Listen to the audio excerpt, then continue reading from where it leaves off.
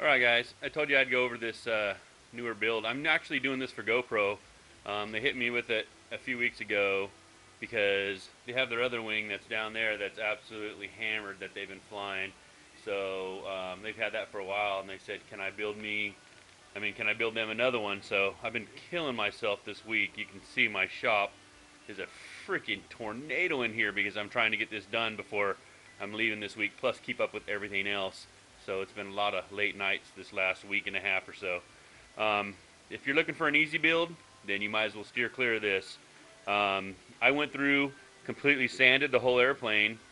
After the airplane is sanded down, I went through and coated it with spackle, got it all smooth. Then I went through and did a light epoxy coat, and then I hand sanded the whole thing. And then I went through and gave it another epoxy coat, and then I palm sanded again with electric palm sander. And then the third coat I did only in the center for the red, and also out at the wingtips I did a little bit of red out there. And what that did is it made it super smooth. But just a single coat on here, if you wanted to make a bomber and do barely any sanding, it would work great. You can double up the leading edges and then wrap them with some laminating film. But if you want it absolutely, clear and clean and smooth, then you're going to definitely need to go through and sand it. But this wing it's probably 60 hours or more wrapped up into this thing to make it like it is. But it is absolutely beautiful, and it's going to a trade show this weekend. Actually, all next week in Vegas. So I want to get it done. It is for FPV. I do have a video transmitter. It's going to go there. It actually goes... Before I did it, I actually stuck a hot wire and melted a hole all the way into where my finger is right here. There's a hole that comes in, and then it goes to the camera. But it's something that they fly already, FPV or point of view type video shooting. So they kind of go a couple different ways with it. And that's what they were doing with the other one. But I went through and put the carbon fiber vinyl in the motor mount area. Wrap the trailing edges with sign vinyl rather than the car wrap. The wings are the car wrap, and you can see the difference. It's kind of a vinyl-y, rubbery. It's a little bit heavier, but that's the wings. And then the actual control surfaces is a different type of carbon fiber vinyl, and it's actually more of a sign vinyl. And then this is what I made the decals out of, and all the pinstriping, which is another sign vinyl. So if you're looking for carbon fiber thin stuff, this stuff's micro thin, and it goes down. And what I did is I used the black stuff, and what I did is I took regular carbon fiber tubes and I cut some short pieces, and then I wrapped them. And then after I wrapped them, I put a tape on the joint, and then I stuck a little goop on each end and then put shrink over it. So these are super stout and tight, but it looks exactly like a carbon fiber rod, but it's the fiberglass, and it's wrapped in the carbon fiber thin vinyl that you have here. And then all the high-end pinstripes and everything that are on here is out of this expensive silver carbon fiber. And basically took that down to my local guy that does CNC sign cutting and had him go through and run my artwork on there and do these. If you guys want these logos, let me know. I can get you some of these logos. They're absolutely killer. See if I can get you a good view of them. Too much light. But yeah, it turned out really beautiful. I'm going to be done with it today, but it's going to be traveling all around the world. It won't dent. You know what I mean? It's nice and stout because it's been epoxy coated. The leading edges, before I put the black down, I went through and wrapped the leading edges about an inch onto the top and an inch onto the bottom with 10 mil laminating film. And the 10 mil laminating film will give that a good leading edge for not letting it bump into anything and really doing little damage, if any, when you're hitting trees and hitting stuff or landing hard.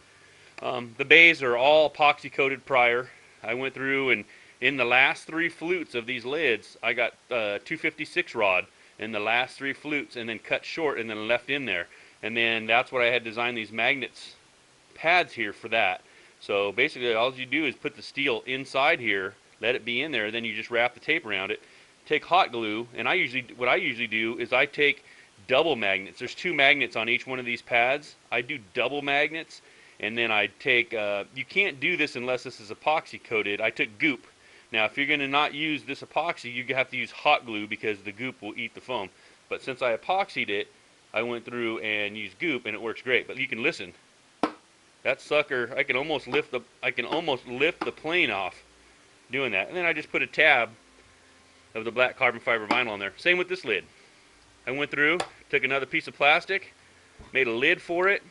The last 3 flutes, I got 256 rod steel in there, and I sunk 2 magnets in there. And it's an absolute beautiful way to do the covering, and it's not going to let the camera out. It's in there stout. And same with the battery. Electronics bay.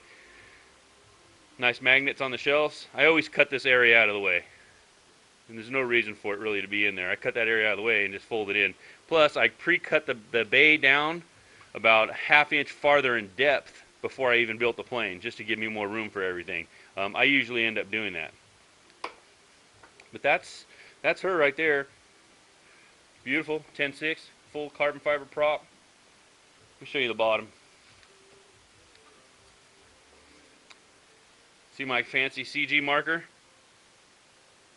I did the motor mount. I wrapped it in carbon fiber vinyl.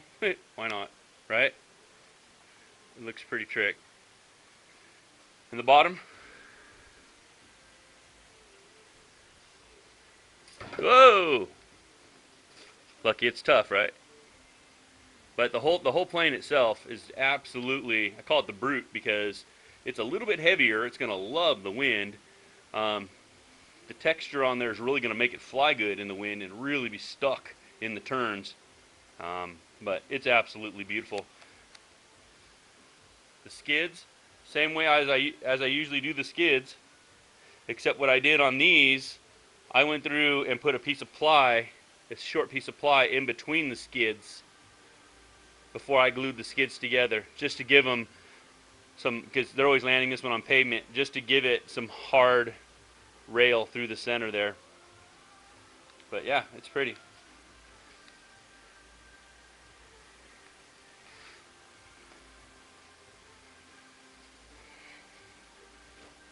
I think I'm gonna take some pictures of it and stick it on. This will be the new one on the website. The website's just about done.